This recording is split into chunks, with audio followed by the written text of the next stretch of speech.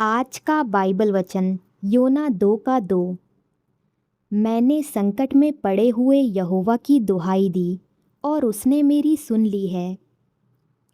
परमेश्वर का ये वचन हमें एक ऐसी सच्चाई बताता है जिसे हर विश्वासी को अपने जीवन में याद रखना चाहिए।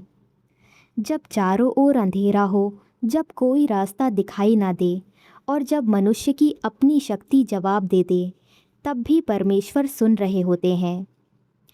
कई बार हमें लगता है कि हमारी प्रार्थना का कोई उत्तर नहीं मिल रहा, लेकिन ये वचन बताता है कि परमेश्वर कभी भी अपने बच्चों की सच्ची पुकार को अनसुना नहीं करते।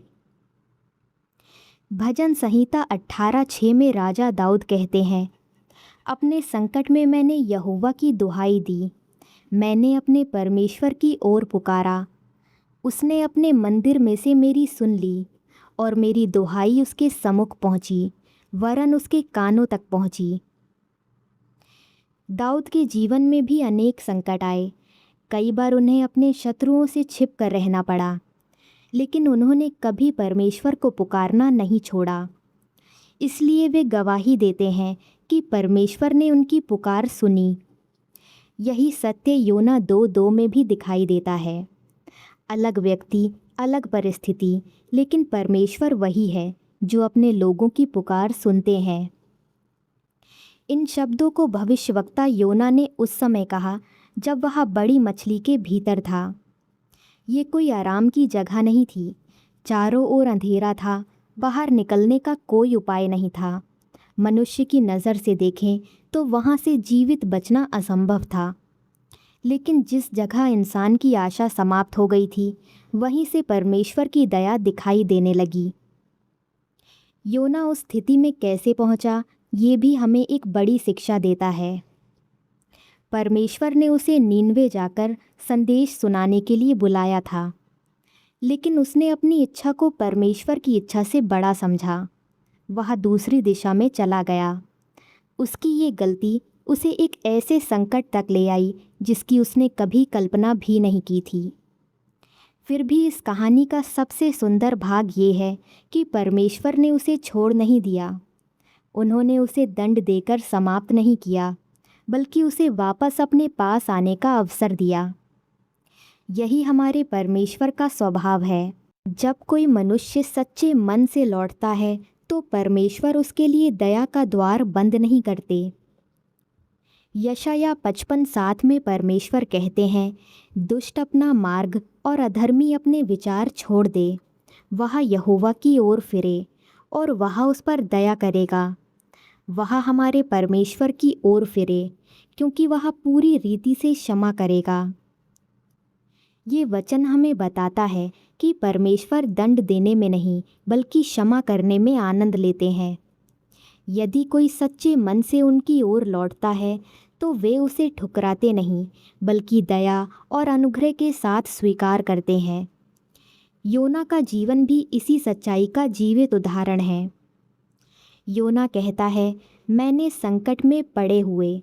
ध्यान दीजिए, उसने अपनी परेशानी को छिपाया नहीं। उसने ये नहीं कहा कि मैं मजबूत हूँ और मुझे किसी सहायता की ज़रूरत नहीं है। उसने सच स्वीकार किया कि वह संकट में है। आज भी बहुत से लोग यही संघर्ष कर रहे हैं। बाहर से सब कुछ ठीक दिखाई देता है, लेकिन भीतर बहुत कुछ टूट चुका होता है। कोई अपने परिवार की चिंता में जी रहा है, कोई बीमारी से लड़ रहा है, कोई रोज़ नौकरी ढूंढ रहा है लेकिन सफलता नहीं मिल रही, कोई कर्ज के कारण रात भर सो नहीं पाता, कोई अपने ही घर में अकेलापन महसूस करता है। परमेश्वर ऐसे लोगों से ये नहीं कहते कि पहले अपने पाप को संभालो फिर मेरे पास आना। वे कहते हैं, जैसे हो वैसे ही मेरे पास आओ। मत्ती 11:28 में प्रभु यीशु कहते हैं, हे सब परिश्रम करने वालों और बोझ से दबे लोगों, मेरे पास आओ, मैं तुम्हें विश्राम दूंगा। प्रभु यीशु का ये निमंत्रण आज भी हर थके हुए, निराश और टूटे हुए व्यक्ति के लिए है। वे ये नहीं कहते कि पहले अपनी समस्याएं समाप्त करो, बल्कि वे कहते हैं कि अपनी सारी परेशानियों के साथ मेरे पास आओ। क्योंकि सच्चा विश्राम केवल प्रभु यीशु में ही मिलता है। इसके बाद योना कहता है, यहोवा की दुहाई दी। यही वो निर्णय था जिसने सब कुछ बदल दिया। संकट हर किसी के जीवन में आता है। फ़र्क इस बात से पड़ता है कि संकट आने पर हम किसकी ओर देखते हैं। यदि हम केवल अपनी समझ पर भरोसा करेंगे तो जल्दी थक जाएंगे। यदि केवल लोगों से उम्मीद रखेंगे तो कई बार निराश होंगे। लेकिन जो व्यक्ति परमेश्वर की ओर देखता है उसके पास हमेशा आशा बनी रहती है। यिर्मयाह 33:3 में परमेश्वर कहते हैं, तू मेरी ओर दुहाई दे और मैं तुझे उत्तर दूंगा और बड़ी बड़ी और कठिन बातें जिन्हें तू अभी नहीं समझता तुझे बताऊंगा। ये परमेश्वर की एक महान प्रतिज्ञा है। वे हमें केवल पुकारने के लिए नहीं कहते, बल्कि ये भी वादा करते हैं कि वे उत्तर देंगे। उनका उत्तर हमेशा हमारे समय के अनुसार नहीं, बल्कि उनकी सिद्ध इच्छा और सही समय के अनुसार आता है। भजन संहिता 50:15 में प्रभु कहते हैं, संकट के दिन मुझे पुकार, मैं तुझे छुड़ाऊंगा और तू मेरी महिमा करेगा।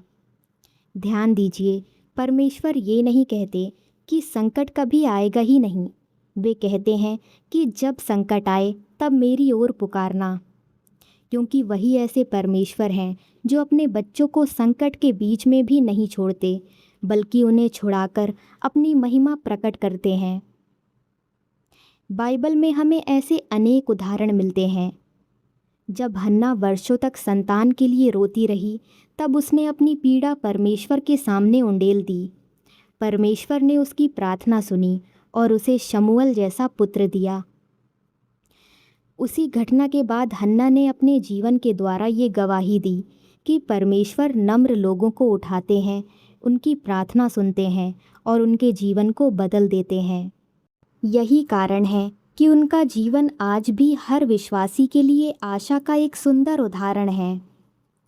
जब हिजकिय्याह को मृत्यु का समाचार मिला, तब उसने अपना मुंह दीवार की ओर किया और पूरे मन से परमेश्वर से प्रार्थना की। उसे किसी मनुष्य से नहीं, बल्कि यहोवा से आशा थी। दूसरा राजा 20:5 में परमेश्वर हिजकिय्याह से कहते हैं, लौटकर मेरी प्रजा के प्रधान हिजकिय्याह से कहे, तेरे मूल पुरुष दाऊद का परमेश्वर यहोवा यूँ कहता है, मैंने तेरी प्रार्थना सुन ली है, मैंने तेरे आंसू देखे हैं, देख मैं तुझे चंगा करूँगा। ये वचन हमें सिखाता है कि परमेश्वर केवल हमारी प्रार्थना ही नहीं सुनते, बल्कि हमारे आंसू भी देखते हैं। कई बार हम अपने दर्द को शब्दों में व्यक्त नहीं कर पाते, लेकिन परमेश्वर हमारे हृदय की हर पीड़ा को जानते हैं।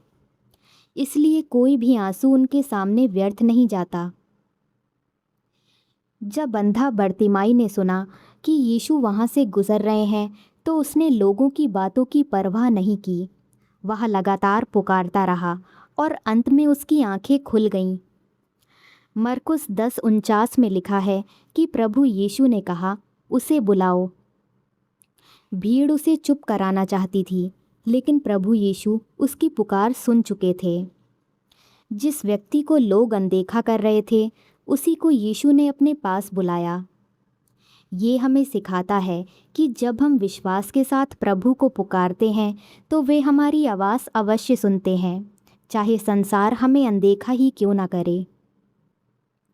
इन तीनों की परिस्थितियां अलग थीं, लेकिन एक बात समान थी। उन्होंने हार मानने के बजाय परमेश्वर को पुकारा। फिर योना कहता है, और उसने मेरी सुन ली है। ये वाक्य बहुत गहरा है। जब योना ने ये कहा, तब वह अभी भी बड़ी मछली के भीतर था। उसकी परिस्थिति तुरंत नहीं बदली थी। फिर भी उसने विश्वास से कहा कि परमेश्वर ने मेरी सुन ली है। यही विश्वास की पहचान है। विश्वास केवल तब नहीं होता जब सब कुछ अच्छा दिखाई दे। विश्वास तब भी बना रहता है जब उत्तर अभी दिखाई नहीं देता।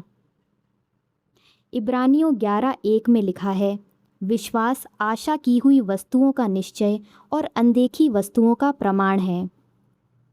ये वचन हमें बताता है कि विश्वास वही है जो परमेश्वर के वचन पर भरोसा करता है, चाहे परिस्थितियां अभी बदलती हुई दिखाई न दें।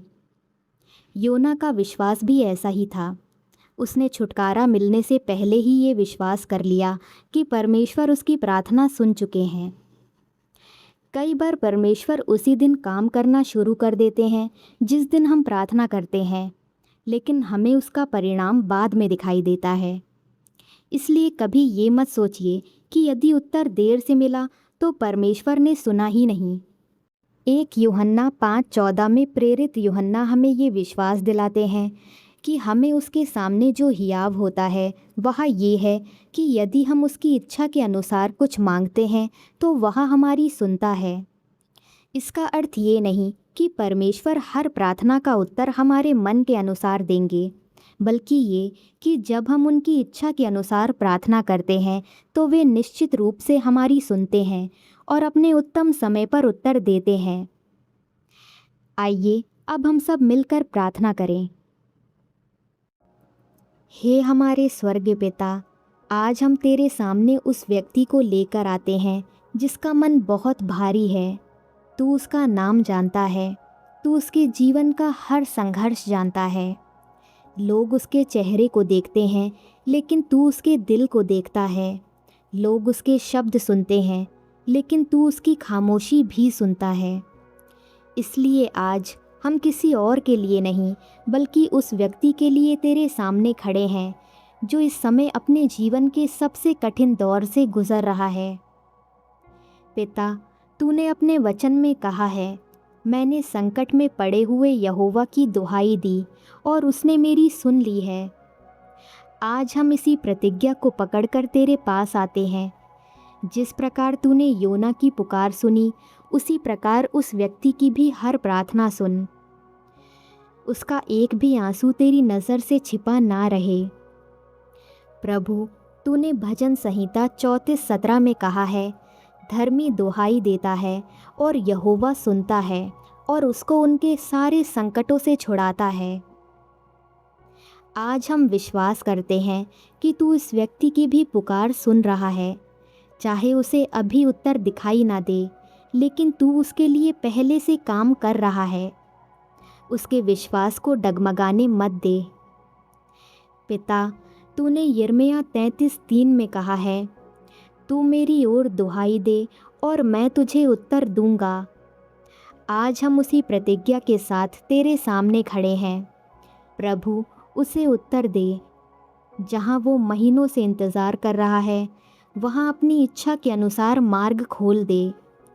जहाँ सब कुछ बंद दिखाई देता है, वहाँ अपने सामर्थी हाथ से नया रास्ता बना। यदि इस समय वो बीमारी से लड़ रहा है, तो प्रभु उसके शरीर पर अपना हाथ रख। तेरे वचन में लिखा है कि वह टूटे मन वालों को चंगा करता है और उनके घावों पर पट्टी बांधता है। इसलिए केवल उसके शरीर को ही नहीं, बल्कि उसके टूटे हुए मन को भी चंगा कर। उसे नई शक्ति दे। उसके भीतर से बीमारी का भय निकाल दे। उसे ये भरोसा दे कि उसकी सांसें तेरे हाथ में हैं। यदि वो आर्थिक संकट से गुजर रहा है, तो प्रभु उसके लिए अपनी व्यवस्था प्रकट कर। तूने कभी अपने बच्चों को छोड़ना नहीं सीखा। तेरे वचन में लिखा है, मेरा परमेश्वर भी अपने उस धन के अनुसार जो महिमा सहित मसीह यीशु में है, तुम्हारी हर एक घटी को पूरी करेगा। आज उसकी हर आवश्यकता को पूरा कर। उसके घर से निराशा को दूर कर। उसके हाथों की मेहनत को आशीष दे।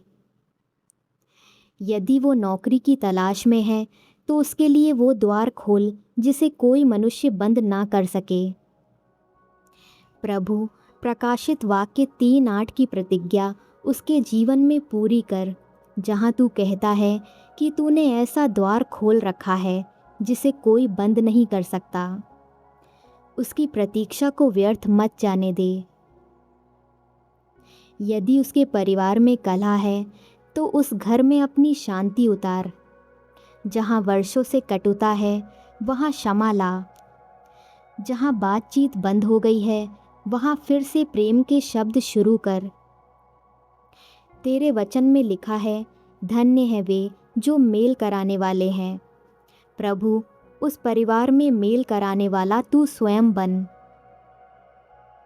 यदि उसका विवाह कठिन दौर से गुजर रहा है तो दोनों के दिलों को फिर से जोड़ दे। यदि वो अभी तक जीवन साथी की प्रतीक्षा कर रहा है तो उसे धैर्य दे। उसे गलत समझौते करने से बचा। उसके लिए वही व्यक्ति तैयार कर जिसे तूने पहले से ठहराया है। प्रभु, यदि उसका मन हर समय चिंता से भरा रहता है तो आज उसके मन पर अपनी शांति बरसा। तूने 1 पतरस 5:7 में कहा है, अपनी सारी चिंता उसी पर डाल दो क्योंकि उसको तुम्हारा ध्यान है। आज हम उसकी हर चिंता तेरे चरणों में रखते हैं। अब वो अकेला बोझ नहीं उठाएगा, तू उसका भार उठा।